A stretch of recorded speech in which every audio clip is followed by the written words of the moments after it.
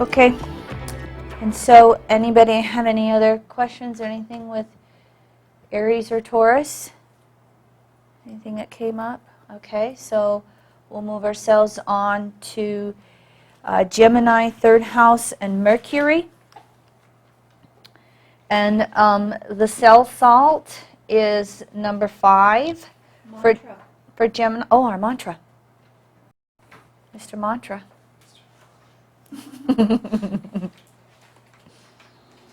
So, in Sanskrit, buddhi associates with the intellect. So it's Om Rim Buddhaya Nama. Let's say it a few times.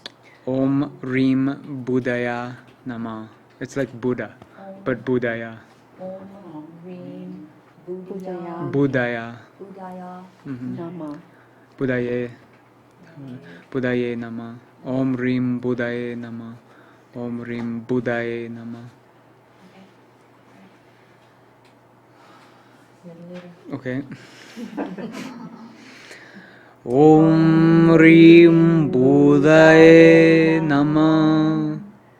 Om Rim Buddhaye Nama. Om Rim Buddhaye Nama. I like doing that with the planets. Okay, so Gemini, third house, Mercury, is south salt number 5.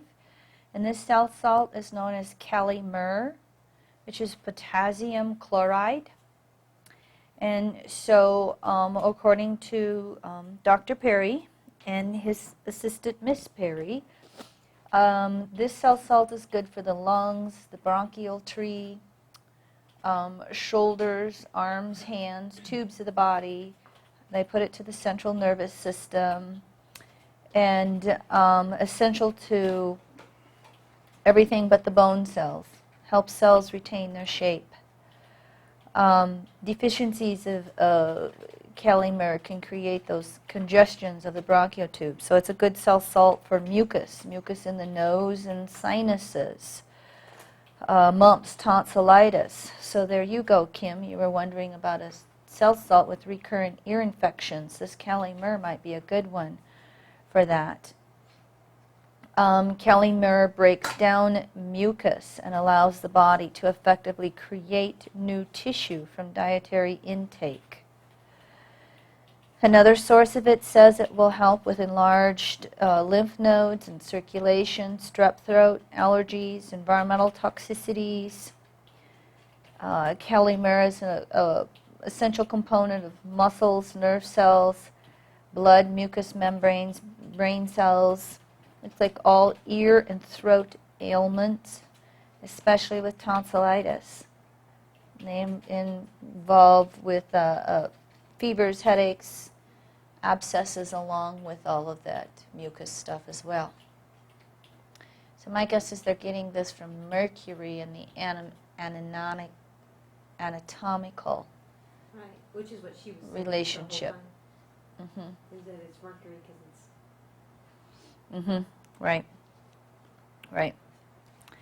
And so then when we start moving into some of our others, you know, as we're working our way down from the head to the toe, there's a lot of traditional rulerships of Mercury being related to the hands and the arms and the fingers and the elbows. These whole bodies right here, you know, Mercury the twins. We have 2 arms, 2 shoulders, 2 of all of the fingers and the hands. And so Mercury, Gemini, third house, is going to be related to, you know, the dexterity and the motor skills and the ability to do all the motor skill movements. You can also relate Mercury to short-term memory. So you can have some memory issues. Jeffrey says when you have Pluto transiting through the third house, if you've got aluminum toxicities, you can create Alzheimer's coming through there. In my world of energetic balancing, there are a lot of this is a little side note. It's not specifically related to Mercury Gemini, but it's popping in. There, also in the world of homeopathy, the syphilis imbalance is known to be one of the oldest imbalances around. Syphilis being the STD, sexually transmitted disease. And so if you go back generations in time, it's not, we'd have ancestors that would contract syphilis and they didn't die, but it created an energetic weakness in the body. Let's say it created an energetic weakness in the lungs, or it created an energetic weakness in the brain. And so that hereditary imbalance was passed along. And so in the world of homeopathy and energetic balancing, which is very similar to that, you can have syphilis imbalances that are energetically inherited for generations and generations. And in energetic balancing, Alzheimer's is known to be toxicity of aluminum and syphilis in the brain. Parkinson's is known to be toxicity of mercury and syphilis in the brain. So just a little tidbit for you. What was the last one? Parkinson's, syphilis and mercury in the brain. So syphilis in the brain with two different heavy metals. Syphilis and, Parkinson's is syphilis and mercury? Yeah. Okay. But anyway, back to Gemini, third house and Mercury. So you're going to see, you can see the nervous system. Mercury has that co-rulership of the nervous system. So you can see the neurological issues. Lungs, Mercury has co-rulership with Uranus of the lungs. You can see Mercury with the throat, as well as Venus with the throat. You can just see where sometimes crystallized attitudes can create some mental imbalances with Mercury, Gemini, third house. Mercury ruling that left brain. When that left brain becomes crystallized from thinking the same thoughts again and again and again, some of your mental imbalances. Mercury can be one of those, and Gemini, third house, you can see the nervous system stress, okay, that can start to come in. Sometimes to me, I'll relate Mercury to the sympathetic nervous system, Jupiter to the parasympathetic nervous system. I can relate those two to our nervous systems. Mercury, fight or flight. Mercury's that quick, instant, I can do it. Whereas Jupiter, deep breathing, the parasympathetic rest and digest part. I will see those two go through. You can relate to me, Mercury and Jupiter, third, ninth, to both of those. I can see the breath in Mercury, Gemini, and the third house. Quick, short, shallow breathing, Mercury, deep, long breathing, the polarity, Jupiter. With that, you can see speech difficulties with Mercury because of the speaking and the voice and the throat. So whenever you run into, again, any type of speech impediments or speech difficulties, a stuttering, all of those types of cases with that. And again, we know Mercury as left brain, so impacting upon any of the left brain things. Mercury, Gemini, third house is the anatomy of hearing, whereas Venus, related to Libra, is the psychology of hearing. Libra, the willingness to listen and consider what somebody else has to say. Mercury is the physical anatomy of hearing, being able to actually hear what someone is saying. I, for instance, have a mother, that Neptune in Virgo generation, She has a Mercury, Neptune in Virgo conjunction and has hearing loss, hard of hearing. And so you can also find with Mercury, third house, Gemini, all of the twitching, the twitches that will go on, the body twitches that people can have. I put this archetype to dexterity as well, being able to be ambidextrous, work with both sides, balance both sides. You can get some of the mental implosions, the brain overloads, that brain switching that we talk about in EA between left brain, right brain. You know, you can, I mean, think about the people who have those, that have some type of trauma, and they just mentally keep going over the same thing again and again and again in circular thinking. That can be Mercury, Gemini, third house, relating to all of that type of stuff. OCD would be like obsessive compulsive? That's, More Uranus. that's more Pluto. More Pluto. Okay. Mm-hmm. OCD comes to... So, autism then?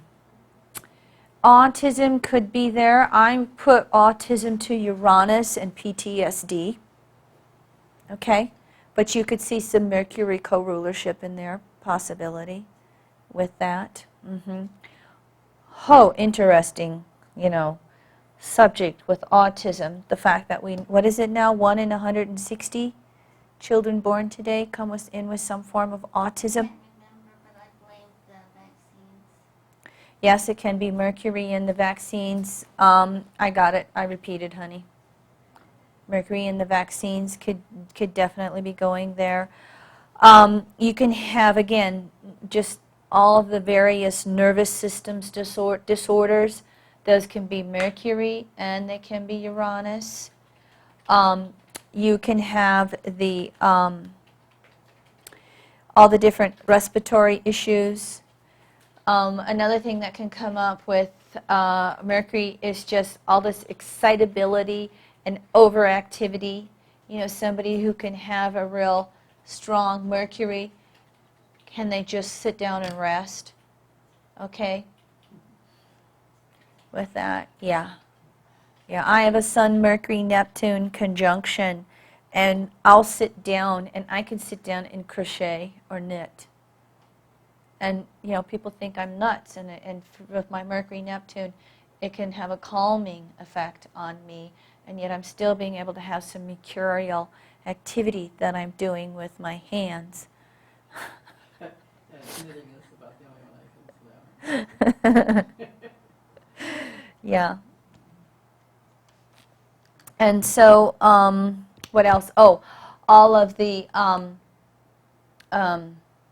asthma, the bronchial stuff. Remember we said all of the lungs, all of the lung disorders, all of those things can come from imbalances to Mercury, third house, Gemini, as you go through there. Anybody else? Questions? Anything that you can think of? Nerve damage impacting on the motor skills. So then, with lung cancer, go there? It could be, yes, you could put lung disorders there. That can go there. Can also go with Uranus.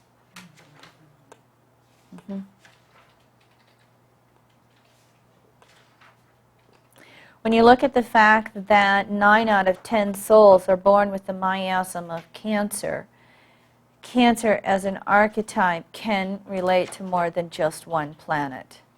You can start relating specific types of cancer to the specific types of organs.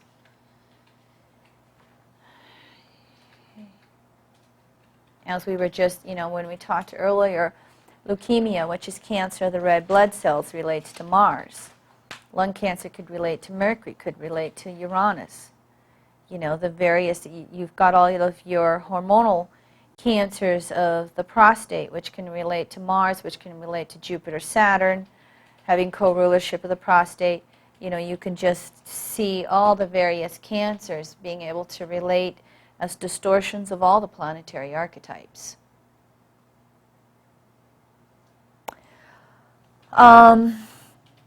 What else can go in there?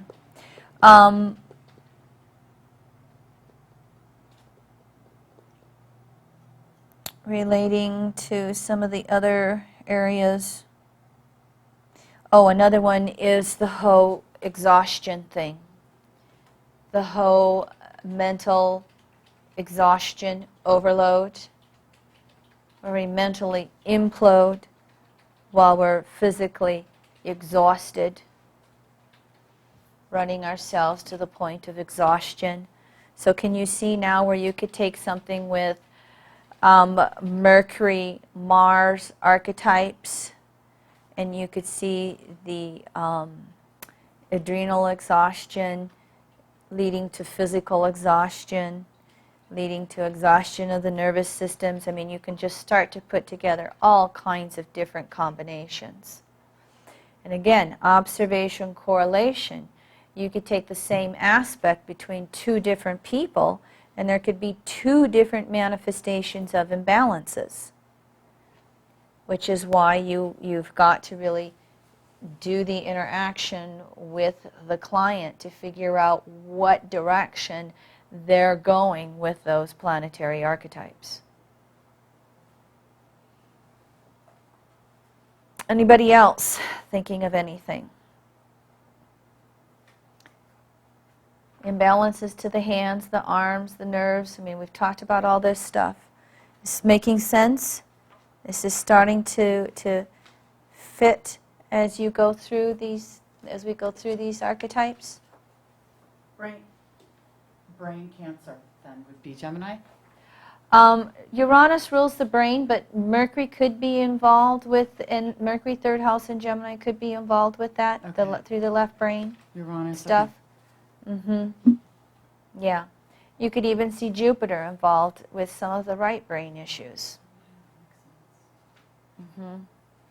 Oppositions between the 3rd and the 9th are Gemini, Sag. Right? And sometimes it's just taking, what you know from EA with these archetypes on your spiritual, mental, emotional levels, and then just condensing them down into that physical.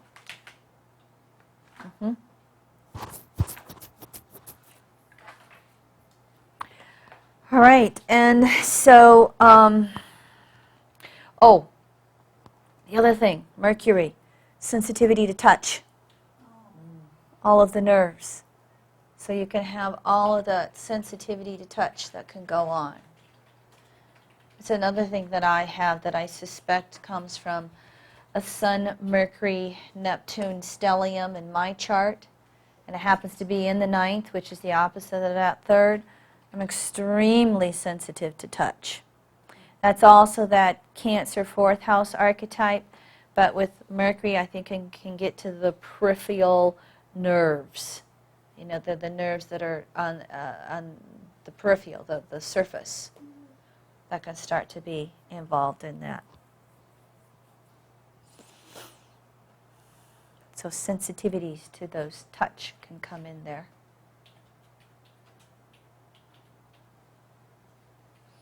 Anybody, anything else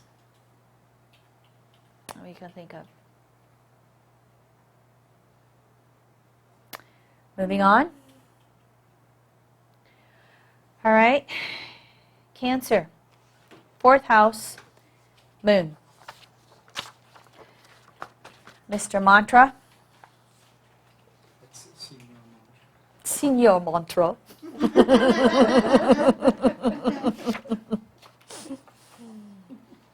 The moon in India was known as Soma and Chandra, so there's actually a few different versions, but and there's a few different mantras too. But so there's Om Reem Somaya Nama, Somaya, or Om Reem Chandraya Nama, Chandraya Nama.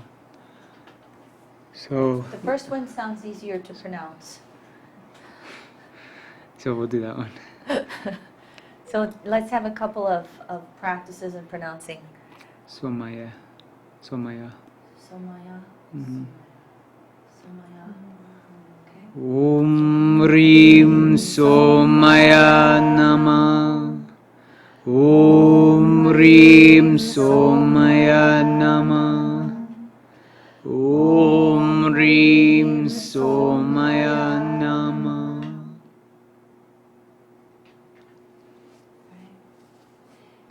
What might be nice is to get the spellings from you Sure. that we can put with this. Okay, so moving along with the cell salts then, this is cell salt number 1. And one of the things that I have found with these homeopathic cell salts, there's a lot of emphasis on the cell salt for Cancer and the cell salt for Capricorn. And I'll skip ahead. Those are cell salts number 1 and number 2.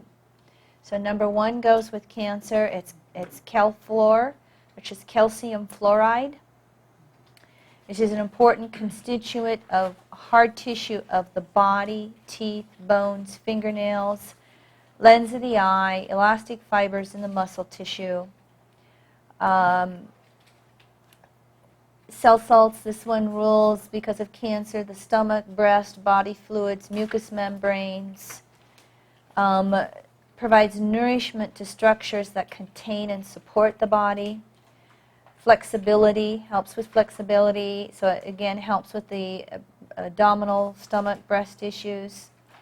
It helps with varicose veins, hemorrhoids, phlebitis, etc. It has affinity for the bones in the teeth. You're seeing Cancer polarity of Capricorn here. They put this cell salt to veins and glands, circulation, hardened glands. They also put this cell salt to tendons and ligaments, might be the Cancer square to Aries. Okay. They say one of the important uses of this cell salt is emphysema. And this is, in this condition, air sacs in a person's lung cannot stretch or compress enough to breathe correctly. So over time, Calfluor can help correct this imbalance. And so this is, again, cell salt number 1.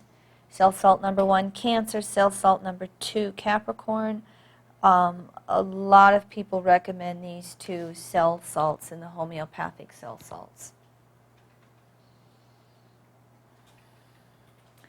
So when we move to the moon, Cancer, 4th house, the moon has a rulership over all of the fluids in the body. So it rules the lymphatic system. Kind of has a co-rulership of that with Pluto. It has rulership of all the containers of the body. So like the stomach, the ovaries, what else am I trying to think of? Anything that we would call the liver, the gallbladder, the spleen, even though those can specifically relate to certain planets. Moon has some type of co-rulership anytime you're trying to contain it. And how you think about it is you think of a fluid, water, needing a container. And so that's where that rulership comes from with the moon. So also the uterus. The uterus, yes, the womb. Yep. And so you think of the moon having this rulership of the fluids. I put the whole cardinal cross, I think, having to deal with acid alkalinity, because with the moon ruling so much of the fluids and the lymph is always trying to detoxify excessive acidity out of the body, detoxify toxins out of the body. So when you see stressed out moon, 4th house, or Cancer, you can see, toxic buildups. Am I saying that right? And so, and the moon has rulership of the right eye of a woman, left eye of a man. Okay? And so the sun and the sun is just the opposite. The sun is the left eye in a woman, right eye in a man. So the sun, moon have co-rulership of the eyes, and a lot that has to deal with the eyes. When you're working your way down from the head to toe, can you then see how the woman, the moon, Cancer, fourth house, starts to rule this whole abdomen area of the body? Okay? So you can see how it has rulership with digestion. It has specific co-rulership with Pluto of the pancreas and digestive enzymes. So the moon has co-rulership of a lot of those digestive enzymes that we're talking about, along with Pluto. Those two, again, it's just an area of co-rulership, as we see with a lot of planets. And so the moon can work with, again, all this toxic buildup that can come in the fluids of the body, and you need the lymphatic system to work to flush that out. So you can see where the moon would relate to then things like lymphatic cancer, stomach cancer, relating cancer to all of those various planetary rulerships. Moon rulership of the breast, moon rulership of old emotional patterns, moon having rulership of any time we need to really do a fluid cleansing of the body. Remember we talked yesterday about surgery. You never want surgery when the moon is in a water sign, because you can have, or a full moon, because of the excessive swellings that can go on with those types of surgeries, or with surgery when the moon's in a water sign. The moon also has rulership of the, help me out, duodenum, duodenum, which is in between the stomach and the small intestines. Okay, and so it's the duodenum that does a lot of the major digesting and breaking it down, so that by the time the food and the nutrients in the food gets to the small intestines, it's in the small intestines, remember that things go in and out. So the moon ruling the stomach and the duodenum has to work with all of that digestion process. So the moon's going to also have rulership of fluidity in the body and just plain old water, getting enough water in the system.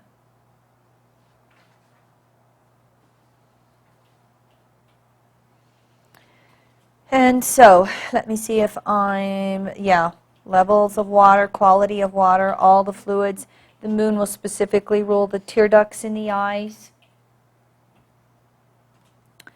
The moon can also have some rulership of all of the mucous membranes, mucus being fluid, mucus being how the toxins are carried through the body to be released.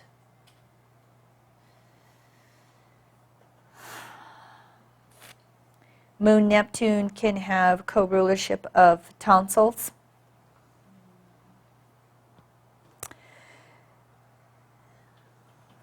And again, those levels of acidity, alkalinity.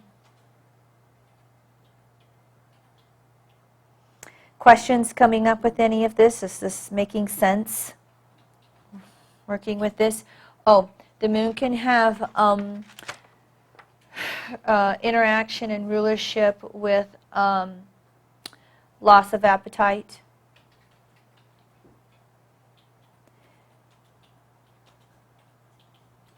So it looks like Venus can have overeating. Moon might have undereating. Moon might rule overeating as well, and working with that. The moon also has with Uranus a co-rulership of the hypothalamus.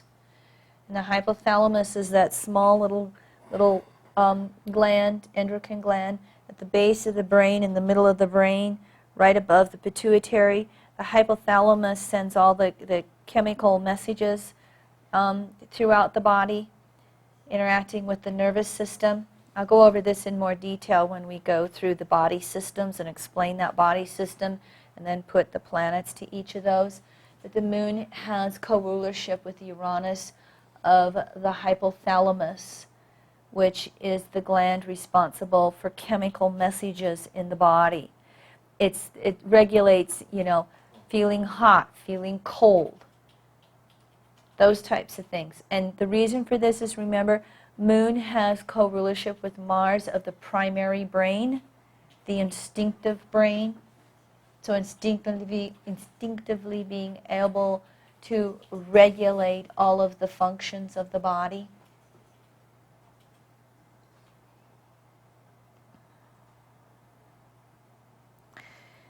And of course, you heard me say Moon rulership of digestive enzymes, right?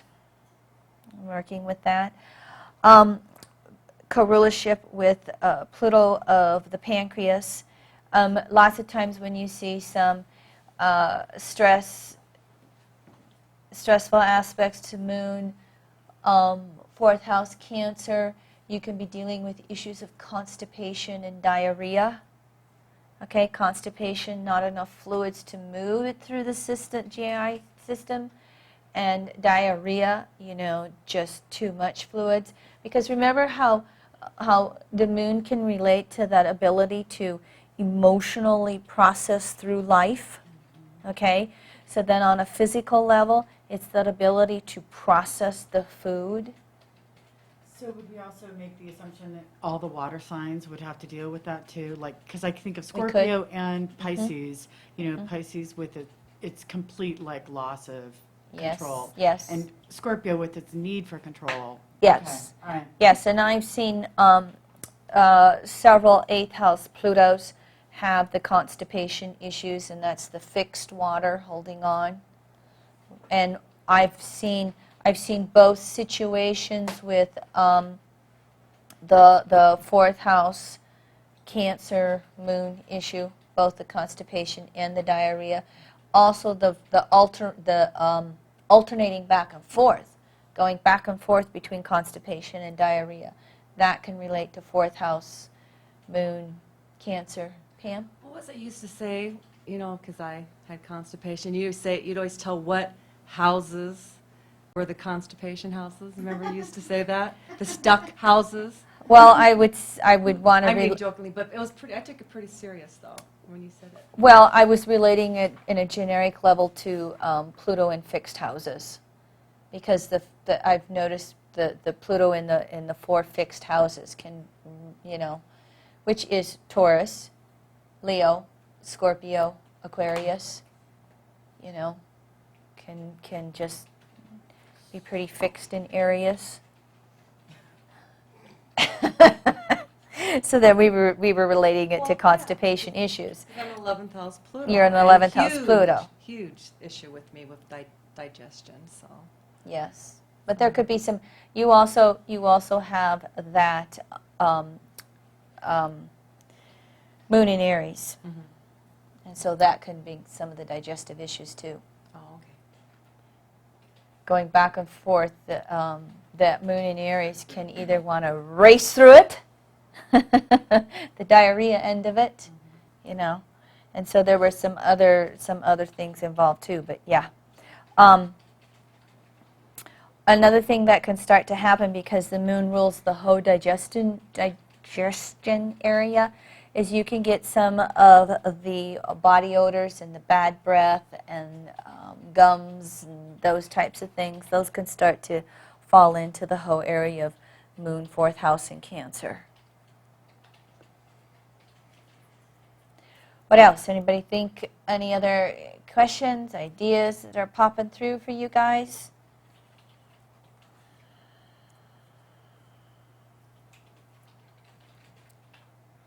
Any womb issues?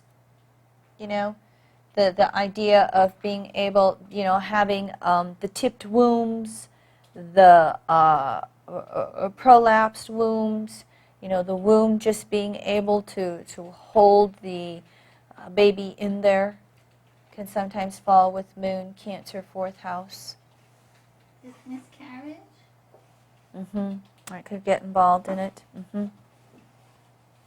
Having some type of womb imbalance that won't hold it in.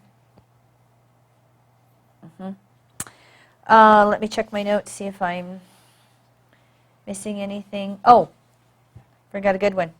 Tumors, gross. Remember, moon is containers? So when you're talking about any type of cancers that are tumors or gross, that can be co-ruled by the moon. And those swelling of those.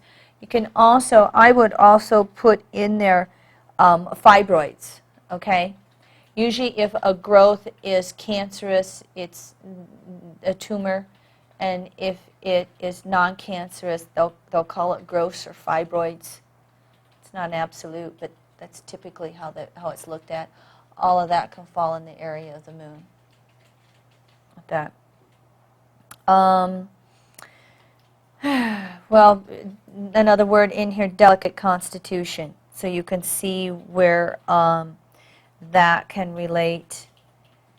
And with moon having the co-rulership of the pancreas with Pluto because of digestive enzymes, you can also then relate to issues like hypoglycemia and hyperglycemia. Hyperglycemia is diabetes. Hyperglycemia is too much blood sugar. Hypoglycemia is not enough blood sugar.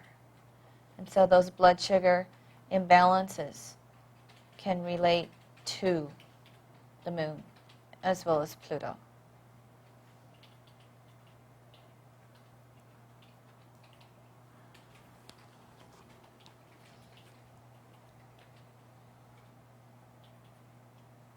Now what happens with, to just explain that to you a little bit, you know, the pancreas produces the insulin, okay? If we produce too much insulin, it stores all the blood sugar into glucose and we get low blood sugar because there's not enough sugar to feed the brain. If we've got diabetes, which is hyperglycemia, then we don't produce enough insulin. Okay, and that's why the diabetics have to take the insulin shots. And so with diabetes, there's too much blood sugar running around in the bloodstream.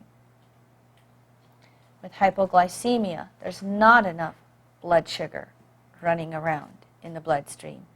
And so keeping that blood sugar and that delicate balance is going to be something with the moon.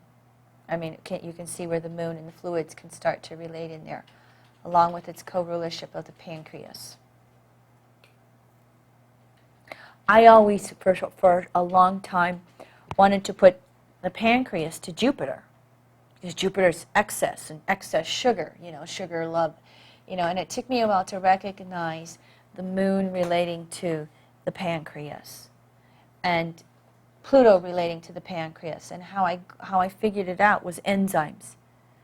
Okay, because the pancreas also is a producer of enzymes for the body, not just the insulin. The pancreas also produces some of the digestive enzymes in the body. Liver produces some of the digestive enzymes in the body, and the stomach produces some of the digestive enzymes in the body. So as I thought about that, then I could start to get the moon having some co-rulership of this whole pancreas, diabetes, hypoglycemia issue, and how every cell of the, all the blood cells needing blood sugar to live, to feed, and that being fluid. Then I could get it through the moon. Pam?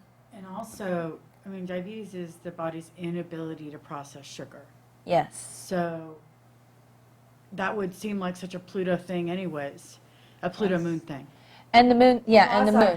Quasi-Jupiter, but a Pluto moon, the ability to not even be able to process sweetness would Yes. be a moon. The ability to love self. Yeah, moon Pluto, yeah. Mm-hmm. Mm-hmm. Definitely. Okay, anything else? Lots with this one. All right, move on with this. I'll check my notes. Yep, I made it through pretty much everything. All right, and so, senior mantra, Leo, fifth, sun. The sun is Surya. Surya. In yoga, they do Surya Namaskar, which is the sun salutation. So, but anyway, it's Om Reem Surya Nama. Om Reem Surya Nama. Om Reem Surya Nama. Om Reem Surya Nama. Om Reem Surya Nama.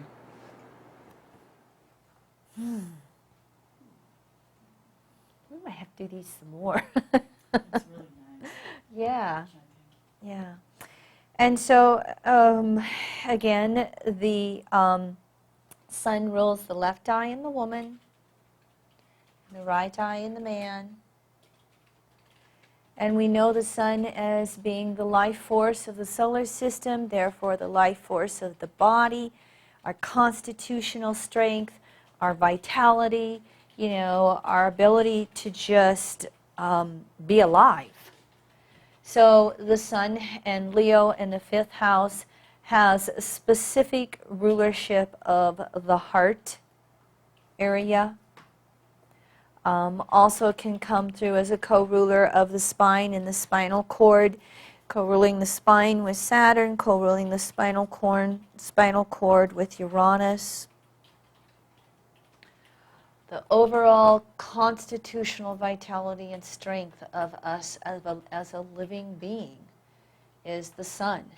So if you see stressful aspects to the sun, squares to the sun, you can see an impaired constitution. You can see a lowered constitutional strength. You can see if you see lots of sextiles and trines to the sun or planets in the fifth house or Leo, then you can see somebody that has more strength, because that can be drawn from the ease of the aspects with the sextiles and the trines. Inner radiance is one that's related to the sun. The ability to just have our own spark of life and that inner radiance that we do. Any type of heart ailments, heart angina, murmurs, what's that word, palpitations? Palpitations, arrhythmia, any type of heart imbalance is going to be related to the sun or a whole bunch of planets in the fifth house and Leo with that. It's another thing that I picked up from some of my Jeffrey notes is that if you have sharp aspects to the sun, for instance, a harsh aspects from Pluto to the sun, it could be another one of those possibilities where you could see a death aspect. So Pluto, Sun, harsh aspects by transits, progression, solar arc, you could get another possibility for a death aspect. You can see stress coming through because of when we get stressed, it impacts the heart. You can see how one of the things that Jeffrey recommended for the heart, because again, heart disease is the number one disease, the number one killer of men and women in the United States. And so you can see this through Sun, Leo, and the heart. And so one of the other things that I got from the Jeffrey notes, he would recommend lecithin to help emulsify the fatty buildups in not only the hearts but also in the veins and arteries. And so you can start to see where if you, let's just say you had harsh aspects between Venus, which rules veins and capillaries, and the Sun, which rules the heart. You have a harsh aspect with Venus and the sun, and maybe you involve another planet because Venus is never more than 48 degrees from the sun. So you're going to be talking about a conjunction, a semi-sextile, or a semi-square between Sun and Venus. That's as far as they can get out, although you start moving in progressions and solar arcs, you can get further. But then you can see how this could show some of the issues of heart disease. And the imbalances also will include things like an enlarged heart, congestive heart failure, inflammation to the heart. You can see inflammation to the heart coming along if you, say, have Sun Mars, or you put the sun in the first house, or you put the sun in Aries. There could be some susceptibilities to that. So you can start to see how these, and you're smiling, Kim. Well, I'm smiling because mine has hard aspects. Talking stick. Well, I'm just smiling because I'm looking at my chart as you're saying this, and mine has hard aspects to every planet, but Uranus it doesn't touch. And Mercury it doesn't touch, but every other one it has a hard aspect to. The sun. Yeah. There you go. So having some yeah. Another thing that I didn't touch upon in the whole diet, exercise, and rest section, which I'm not done myself, but I've been very curious about, and that's the whole thing that's called chelation therapy. And there's different ways you can do it. Chelation therapy is where and I don't know for sure what the specific ingredients are, but this is where they just do a liquid thing with literally your veins, and they pump various liquid into your bloodstream to try and cleanse out the arteries and the capillaries in the heart. And there are some people who swear by chelation therapy. And now they're starting to come out with various chelation supplements that are supposed to do the same thing. Again, it's not an area I know a lot about, but I have a curiosity in that area. Basically, the physicist that I work with in the energetic balancing is an advocate of chelation therapy for cleansing the body of heavy metals and a lot of toxic buildups of fats and etc. in the heart and the bloodstream. It's something he's advocated once every 5 years to do. So yes, can remove heavy metals. Also remove, again, heavy fatty buildup in the veins and the arteries. I have a girlfriend who has an autistic child, and I'm wondering if that's what they're doing, because as she mentioned earlier that the vaccinations are having something to do, or they think that might have something to do with it. They've also found that if they remove the heavy metals from their systems, that they become much more high functioning, and I wonder if that's the same thing. Could be. Could easily be. I've seen it work on her son. It's had some tremendous results for her. Yeah. So when I think of Sun, Leo, and the fifth, I think of chelation therapy is something that comes forth as a possibility. Go ahead. I was wondering if mercury fillings would also relate to heavy metals in the body. Oh, there are many who swear by, mercury having a heavy toxicity, including the physicists that I work with, and definitely, and taking the mercury out. I have a lot of cavities because I had a lot of sugar growing up, and I've had the mercury taken out of the top part of my mouth, but not the bottom part yet. I can't say that I personally noticed a difference, but I'm not I'm very sensitive, but I'm not always noticing. I didn't notice that area myself, but I know other people who can have the mercury taken out and specifically notice it in energy levels, toxicities, and all kinds of other things. I had my feelings changed before I moved, and I really don't notice it at all, but I just did it because it seems like a good idea. Any of those who are experts in the field of dentistry really swear by it. And I would think that the heavy metal mercury would be ruled by mercury.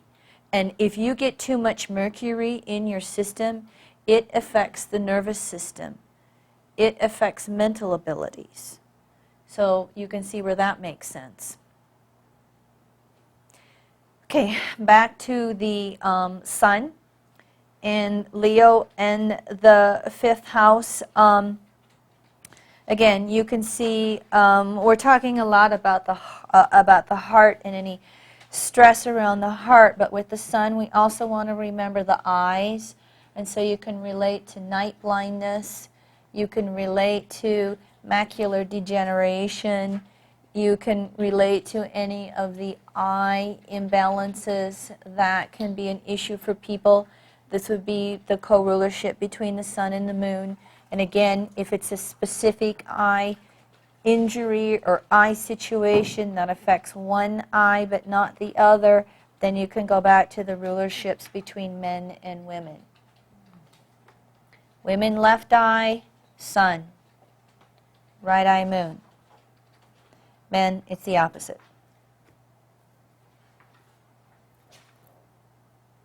Okay? All right? I'll refer to my notes, see if I can see anything that I have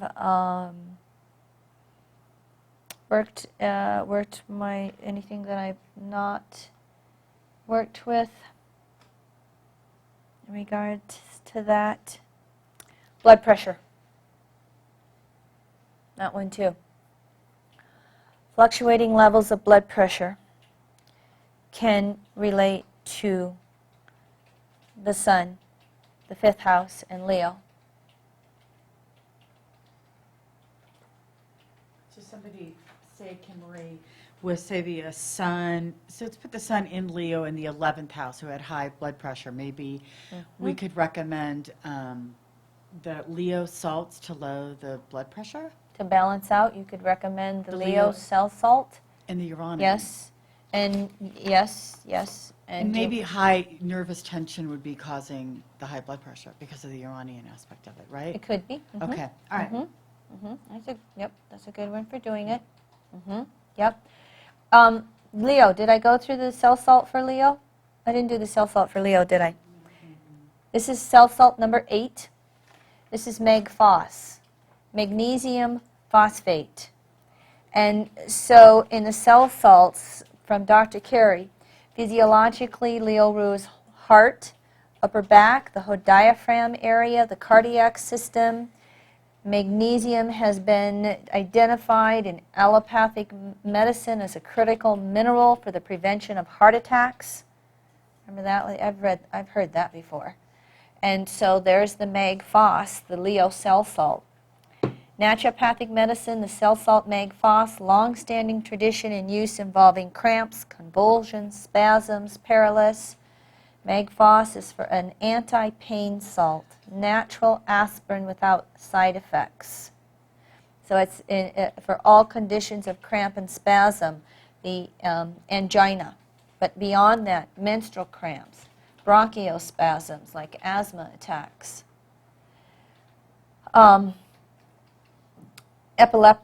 Epilepsy crises, also mag-phos.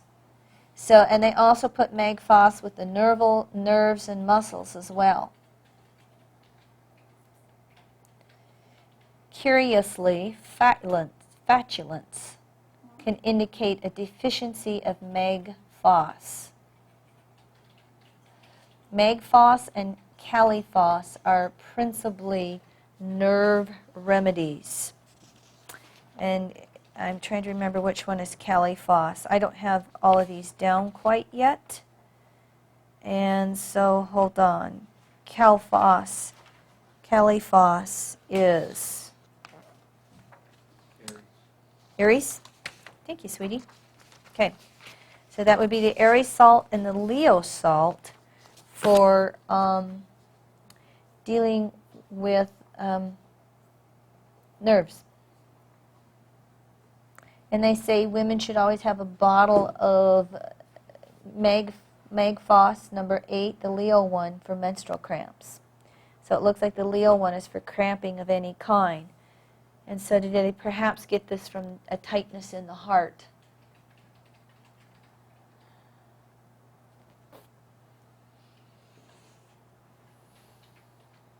All right, let's go on. Let's get another one in. Yet, any questions on Leo, 5th house, Sun, constitutional strength? Anything with that?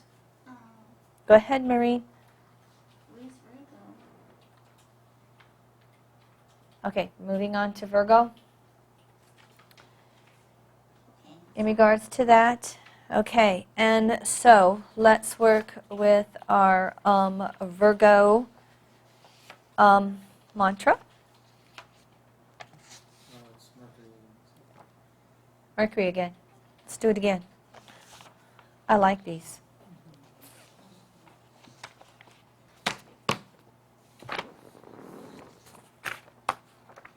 So, Mercury is Om Rim Buddhaya Nama. Om Rim Buddhaya Nama. Om Rim Buddhaya Nama. Om Rim Buddhaya Nama. And, I have the recordings from a Indian guru teacher, and so we could listen to those later, just to make sure I'm pronouncing everything right. but a lot of Vedic astrologers, and Moses Sirigar is really passionate about the effect of using these, especially during transits. And like I've been working with Saturn and the Moon right now because I have Saturn on my Moon. So it's a technique of propitiation to these gods and recognizing the deities in the planets. So Right. Right. She never went out of fashion in, like you said, in India, in the Hindu with that. Okay, so then as we now move on to Mercury, 6th house, and Virgo, as you can see, the cell salt for Virgo is number 7, which is potassium sulfate, which is known as Kali sulf.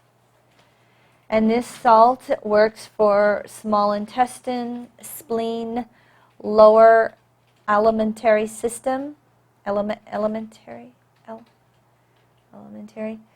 And so it helps us to uptake nutrition efficiently, to make and distribute the oils throughout the system.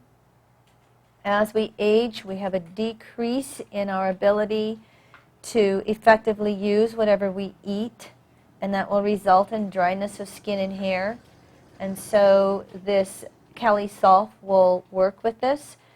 Remember sulfur when we were talking about MSM, the organic sulfurs were always good for skin, hair, and nails. And so this Virgo cell salt will also work with oxygenation of the skin cells, a lubricant for the body's machineries. Deficiencies of Kali sulf can be eczema, dandruff, psoriasis, any diseases that have a rash or scaling of the skin. And so let's see if there's anything else. It looks like it works for a lot of issues in the skin, mucous membrane, throats, lungs. You can see all this to Mercury Virgo, bronchio and sinus, Mercury Virgo. Athlete's feet's one in here, excess sweating. They also say that this salt is indicated in the late stages of all inflammations. So it must help with that disbursement of inflammation. And so here we are again, back to Mercury. So there's going to be several things that it will share with Gemini. But what will happen with Virgo is Virgo in the 6th house will have some relationships in many health and wellness systems to the intestines. In evolutionary astrology, this falls in a co-rulership with Pluto and Saturn along with Mercury. But Virgo is, you know, in general astrology is known overall as the sign that deals with health issues, with health and wellness issues. And what I've learned in my Jeffrey studies is when you look at a chart, you can look at the sign on the 6th house cusp, and then its planetary ruler by house sign aspects, any planets in the 6th house by house sign aspects, and you can start to see where some of the most common physical manifestations of imbalances will exist. Yeah, and then you can look to the polarity 12th house to find some of the underlying metaphysical causes. And so if you will look at that 6th, 12th house in evolutionary astrology, you look at how we talk about Virgo as the cup half empty, what's wrong, the problems. And whereas that 12th house, it will show us source energy and the disconnect we make to source energy. So I think there's a lot in health and wellness to this 6th, 12th house cusp. Okay? And what you can then also find, we'll speak about this when we get to Pisces, Neptune in the 12th house, but that's where you can find a lot of hard to diagnose imbalances. And so what you can find with Virgo and the 6th and Mercury therein is a lot of latent imbalances related to that 12th that will then start manifesting through that 6th house. Your traditional astrology will put Mercury Virgo 6th relationship to hypochondriacs, meaning that there's always something lacking, there's always something wrong, there's always something that's a problem. You can see where that starts to come in through that whole area. You can also see that many of the things we spoke about with the 3rd house Gemini, there can be the nervous system issues. You know, sometimes I think you can relate all of the mutable signs, houses, to nervous system issues.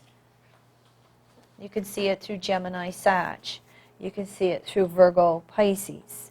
You also can work with, Jeffrey also will relate the 6th house Virgo specifically to the speech issues as well, specifically to the stuttering, to stammering. So you can relate all that in there as well. Many times I've seen the 6th house Mercury and Mercury there relating to colon issues. That can also relate to the constipation issues. Different types of colon imbalances. It can relate to, it has co-rulership with Saturn of hemorrhoids.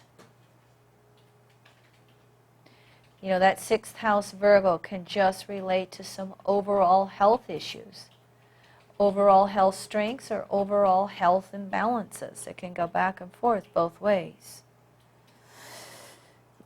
It can relate to the overall, you know, remember when we were talking about diet, exercise, and rest yesterday, and I said that, you know, to me, diet belongs to all the planets. Most people will give Mercury, Virgo, and the 6th a general rulership of diet, a general rulership of health related to diet, or lack thereof related to diet. With that. Here's a good one. Mercury, 6th house, Virgo, overwork, the workaholic, and the exhaustion that comes from overworking. I have nothing to do with that. That's not, I can't relate to that. What's that badge of honor on your shirt? Yeah, it was a sarcastic joke, meaning, man, I could be the poster child for that one. And so let me see what else I can relate to. Health crises. You know, the whole crises issue. Just like we have the mental crises with Virgo, When the mental crisis is not dealt with through Virgo in the 6th, it can become the physical health crises. It's, the old mental attitudes, the toxicity of old mental attitudes that really need to be addressed. Kim, was this brought up on a nervous breakdown? When would that, would that Oh, have been you the got job? it. Is That's that- it. That's the, okay. Yeah, good one. Thank you. Definitely. Wouldn't that also be the Aquarian, too? It Mars? can, yeah, and that could have co-rulership of it, but Mercury can specifically be that nervous breakdown because you relate it to that left brain part of Mercury that just goes round and round and round and round and round until it has to implode or explode. Yep, definitely. Anything else with this as we're working through these? Oh, brain switching, again, just like it does with Mercury Gemini 3rd, you can also have Mercury 6th Virgo. That's brain switching back and forth. That means switching back and forth between left brain, right brain, left brain, right brain. And some souls are always constantly want to be in their left brain and analyze the bejeebies out of something. Some souls want to always be in their right brain and philosophize everything, all right? As souls expand in consciousness and evolve through the evolutionary states, sooner or later we learn to have the seat of consciousness in the soul rather than the ego. And one of the ways that you can see that is that seat of consciousness learns to be centered in the right brain. Then it can access the left brain, and the left brain works to support the right brain. You can also see that relationship between Mercury and Jupiter as well, as you're working your way through that, to do that. But yeah, I would say a lot of the mental nervous system imbalances can really relate to this Mercury Virgo 6th house side of the equation as we work our way through that. I think there's a lot of probably planetary co-rulerships or synchronicities that can come through this whole 6th house Virgo. Pam, talking stick? Yeah, Kimberly, I work with homeless teenagers, and a lot of my kids, they're cutters and they're skin pickers, or they pull their hair out. Would that be Virgo? It's like anxiety. So like cutting, would that be Anxiety. skin? I mean, because a lot of kids of that generation, young people of that generation cut, and a lot of them pick their skin too. Pluto and Scorpio. Yeah. Yeah. But I'm wondering if it's all, I know that's a Pluto and Scorpio thing, but I also wonder if it relates to Virgo. That's why I'm wondering. What would that be? I could see both. I mean, I could see Yeah. the skin mutilation being that Pluto and Scorpio. But I can see that mental, that circular mental nervousness, anxiety being that Virgo part. Yeah. Okay. I think what will happen as we see the Pluto and Virgo generation mature, we will come to... No. The Pluto and Virgo generation, as they mature in society, I think we will learn to see mental health days, as well as just, as so many occupations, you have your sick days in the United States anyway. We have our sick days that are allowed. I'm waiting for this Pluto and Virgo generation to allow mental health sick days to come through. And so that whole mental health, so I would venture to guess that the Mercury side, or the Virgo 6th house side of Mercury related to Uranus could see all kinds of mental disorders. You could see it with Mercury, Neptune, through this polarity thing, through the Virgo Pisces thing. The OCD is specifically related to the whole area of Scorpio, the obsessive compulsive situation, and Scorpio, that need of the soul to be secure. That stuff comes from there. A few other, again, Mercury with the nervous system, Mercury with its polarity to Pisces 12 can relate.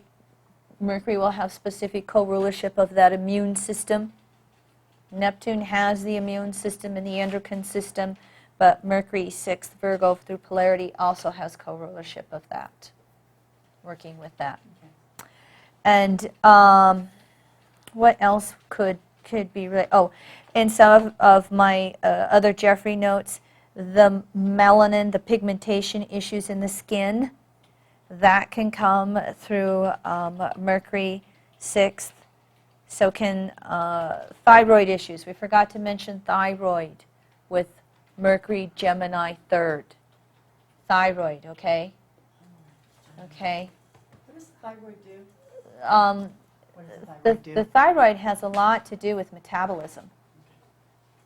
You know, the hyperthyroid are just real nervous, active, high energy people running around. They tend to be skinny.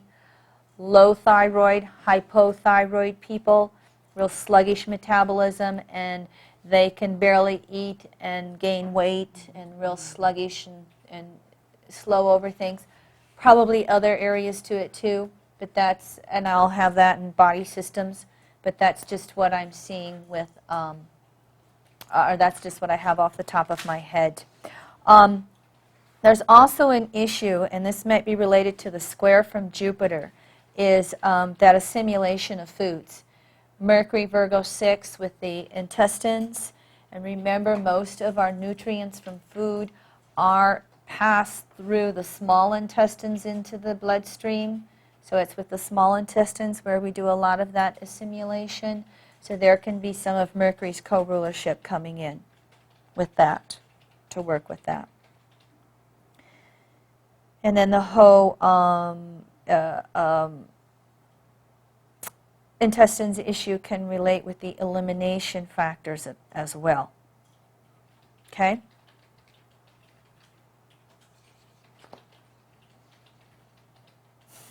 All right, anything else? Let me check my notes here, see what else I want to come up with.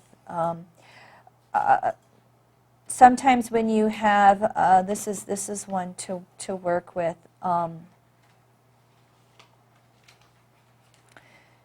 the hypochondriacs. You can also sometimes see when you have, like especially Uranus moving through that 6th house, possibly some of the others, slow progressions or solar arcs through that 6th house, an acceleration of the left brain, and working with all of that. Now, synapses and neurons relate specifically to Uranus, but I can also see where Mercury can have some co-rulerships in there as well, and especially Mercury, Virgo 6th.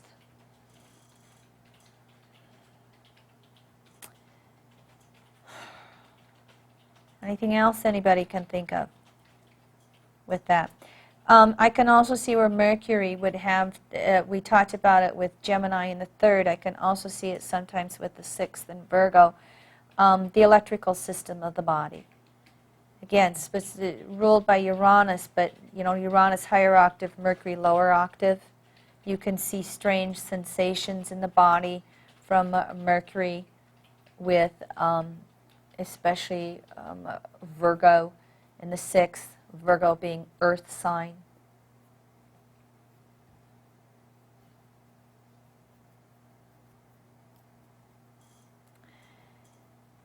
Okay. Anything else anybody seeing with, thinking of with Mercury, Virgo 6th?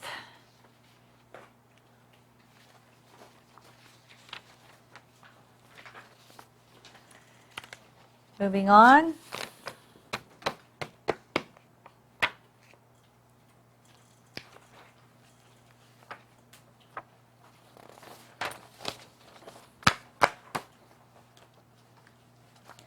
See if we can get through one more, I think. This one will be quick, and then we'll save Scorpio for tomorrow. So, back to our Venus mantra. Venus is Shukra. So, Om Reem Shukraya Nama. Om Reem Shukraya Nama. Om Reem Shukraya Nama. Om Reem Shukraya Nama. So here we'll work with Venus on the 7th house Libra side. When we work with Dr. Carey and Dr. Schuchler's cell salts, what we have for Libra is cell salt number 10. And cell salt number 10 is nat phos, which is sodium phosphate. And this is a cell salt for the kidneys and the lower back, which, as we can see, Dr. Carey is putting the Venus kidney side to Libra. Acid alkaline balance in the body. Nat phos prevents excessive acidity or alkalinity, so keeping that in balance. Kidneys to function, used to treat gout, kidney stones, ulcers, stomach acidity.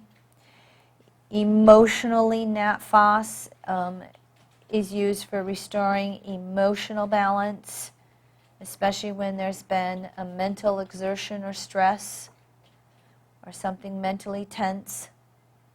So for instance, Kim, if somebody was suffering from post-traumatic stress disorder, It could be, yeah. I would say that that can help balance the emotions, which would then allow them to process it mentally. Yep, I could see that one coming through for that. Yep. I mean, because if you look at the whole issue of stress, whenever you're stressed, that in and of itself creates acidity in the body. Stress creates acidity. And when you calm down, that automatically helps your own body just release acidity and balance out its natural pH.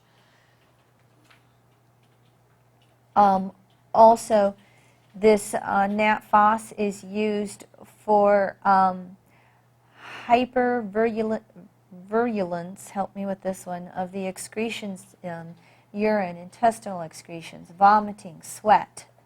So if we have excessive excretions, this nat phos will help calm things down. So it looks like they're using this for all conditions of acidosis. Heartburn, here's one that comes in here. Digestive upsets. Nat phos is also a remedy of choice for intestinal worms and parasites.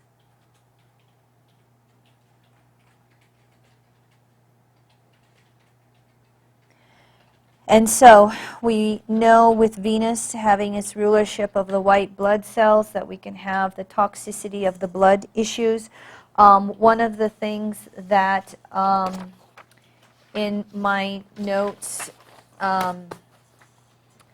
could relate to, excuse me, just a second while I find this in my notes, all right? I want to get this one correct. Oh, I've got to put this back up. One I missed with Mercury Virgo in the 6th, lupus.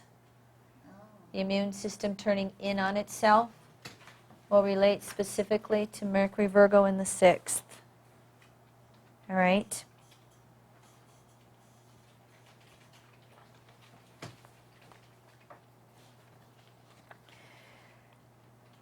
And so we can go back to the Jeffrey would always, again, put Taurus and Libra pretty close.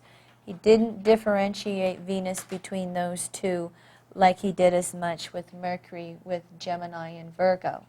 So for us, the difference between the Taurus-Libra side of it, you know, I can see putting the kidneys more to Libra than the Taurus side of it. I can see putting the ear issues to the Libra side of it. Again, as we know, the urinary tract conditions, infections, all go there in that area as well. Anybody else? Anything that you can think of that would be different between the Taurus and Libra side of it? I might want to put dizziness there. In Libra? In Libra. Just that whole, you know, the balance issue, the air issue of being able to to balance back and forth. Pardon? I just think the qualities, I mean, the qualities of Taurus and Libra are really different. You know, Yeah. I mean, Libra's an Yeah. air sign. You Yeah. know, it's far more of a social sign. I mean, Taurus is a much more insular sign. It's much more like sensual, Libra sensual, like with ideas. So I think they're just really different qualities. I think the rulerships can be similar, but they're different qualities of what gets processed out in the different signs. You know, they're different there's different aspects of that planet. And with Taurus, different, you know, I mean, they're different added rulerships, but they're different qualities, I think, of what that is. Right, Does that, you know, right. do you understand what I'm saying? I hear what you're saying, and so I'm just trying to process through in my own brain and go, what would I say? Now, I'm backing up on that dizziness thing. That dizziness has to go with the ears. Vertigo deals with dizziness, and that deals with balance in the ears. Yeah, but I can see it in Taurus too, with the senses and the hearing.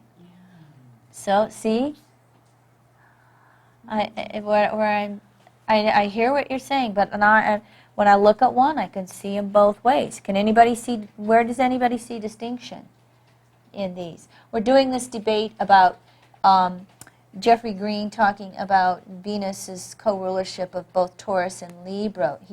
A lot of the physiological things he puts in both areas, and we're wondering what goes in one area, what goes in Taurus more than Libra. Okay, and So maybe Taurus is the intrinsic body systems. You know, it's sort of the more concrete, the more fundamental body systems, whereas Libra, it's more going into the etheric expression of the Venus principle. okay, all right. It's just an idea. Yeah, I can see where you. It's, you know, Taurus to me is always the body.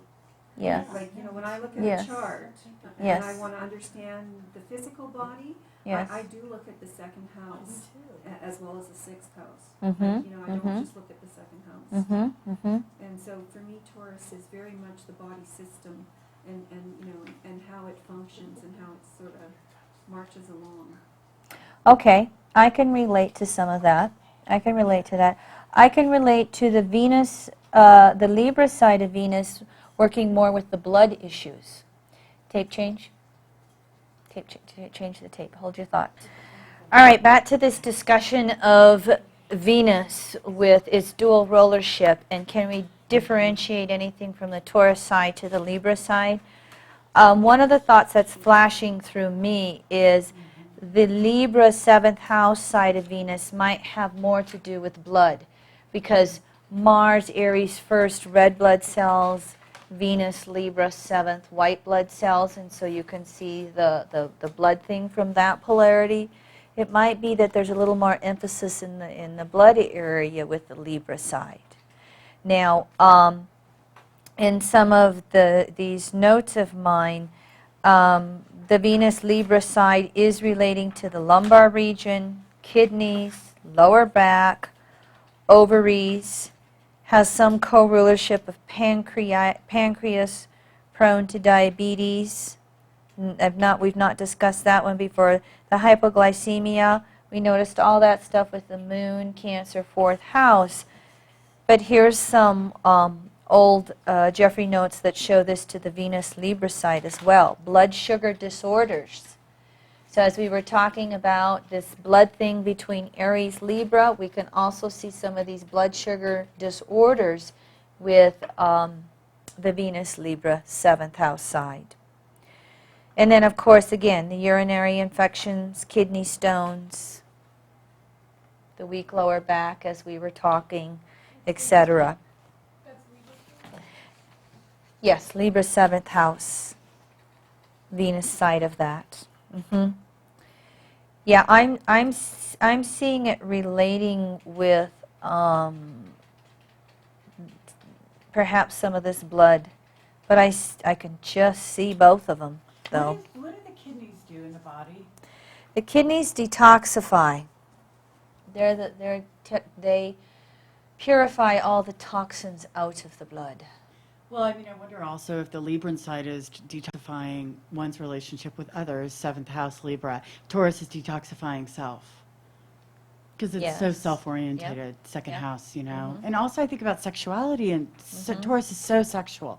I don't consider Libra always the most, I mean, it's sexual, but, you know, those are completely different qualities of how that would manifest, you know. Yeah, I mean, I can see the Venus, the Libra side of it still dealing with some of the estrogen, progesterone, but the Taurus side having maybe a little more affinity for that, with the Taurus side of Venus having that opposition to Scorpio, and the Taurus Scorpio, second, eighth polarity having so much to do with sexuality. That we could see a little more with the estrogen, progesterone imbalances with Taurus.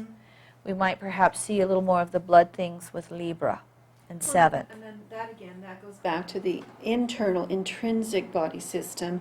And There you go. And the part of the body system that keeps things moving, keeps things light, keeps things going. And in the Bible, the kidneys that correlate to joy. There's a scripture that says his kidneys leapt for joy. Oh, So okay. we should take that to dream time and see what we come back with. Yeah, and that's where I can see the Venus Libra side relating also to this, you know, this pancreas and the blood sugar and the hypoglycemia as well. You know, the joy of life and love, you know, the Libra side interaction through others. Okay. And you can only be joyful if you're flowing freely. You can't experience joy if you're stuck and gunked up and bunged up and, you know.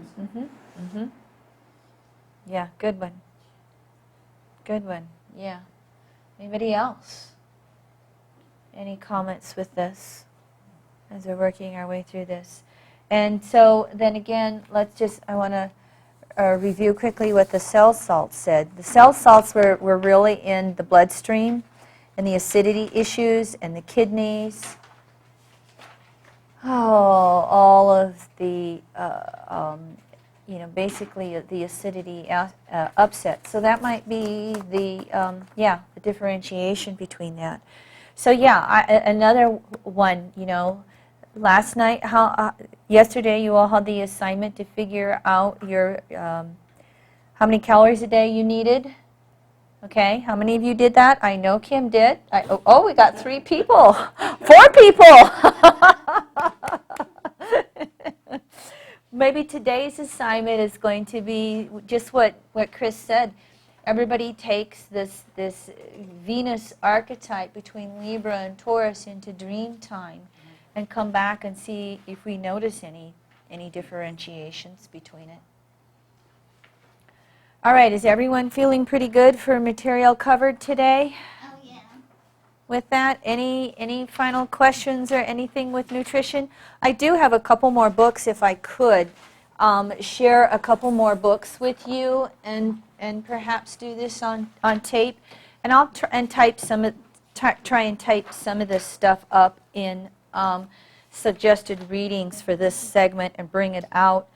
When I first got into health and wellness on a non-astrological level, one of the first books I came across was a book called Our Earth, Our Cure by Raymond Dextreit, D-E-X-T-R-E-I-T, D-E-X-T-R-E-I-T. And this is a book by a famous naturopath from France, and it's all about the healing powers of clay. I loved this book. And so if you guys make it down to Good Earth Natural Foods and Spearfish, they sell a brand of clay powder called Pascalite, and it comes out of Wyoming. It is an excellent clay. And clay, you can take it internally to help nourish the system, to help detoxify. You never want to take it at the same time as your supplements because clay works like charcoal. It's one of those things that absorbs multiple times its weight. And so you want to take it in between meals if you work with it. But I'm a good one for clay poultices, where you mix clay up with a little bit of water and you put it on an external part of the body, like if you have any skin rashes or anything. I love to work with clay that way. you get a bug bite or something like that, you can put the clay poultice on, you make up a paste with it, you let it dry, and then you can go shower it off. We had a new frequency added to the AIM program of energetic balancing, and earlier this summer, this spring, Leroy had a rash all over his back of his knees, his armpits, his shoulders, his tummy. It was almost a complete rash. And I would make up clay poultices and literally, just put it all over. But we got it detoxified out of his system much faster. So I love clay. Well, can I ask about that? Yes. Just that. So, where was Mars transiting at that time, and what was going through anything in Libra, or even Talking Saturn? stick.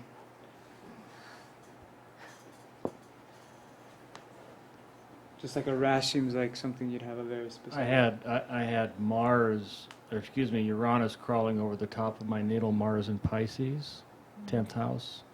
At the same time, he had progressed Mars, Mm-hmm. opposing natal Mars in Pisces.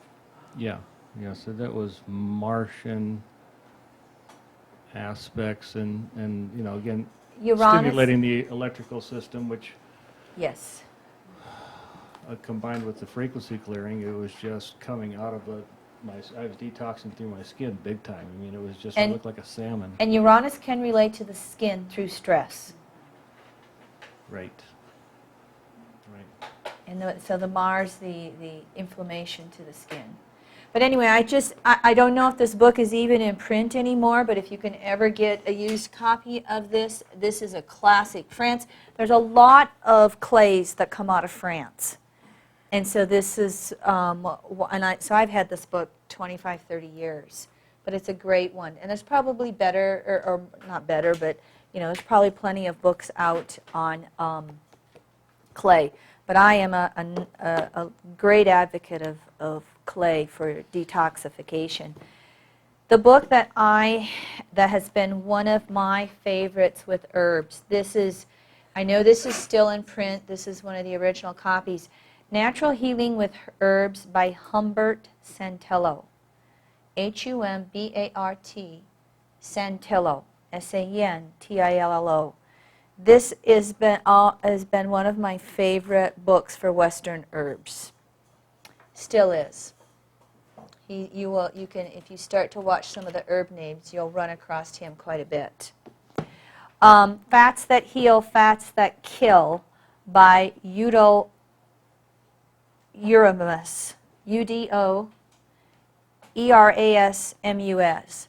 For those people who think that all fats are bad, this is a classic in that world. It's a good one to teach you about essential fatty acids and EFAs.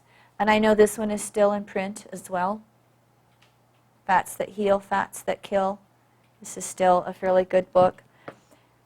Remember I told you one of the great researchers on vitamins and minerals and supplements was John Heinerman. This is his Encyclopedia of Nature's Vitamins and Minerals. This is also a good classic book when it comes to supplements. John Heinerman, Heinerman. Okay? This is a classic one. And then here's another one of mine that I don't know if it's in print anymore, but I've used this one. This is called Planetary Planting. For any of you who are gardeners and want to plant by the moon, this is the book. And it is by Louise Riotte, Riotte.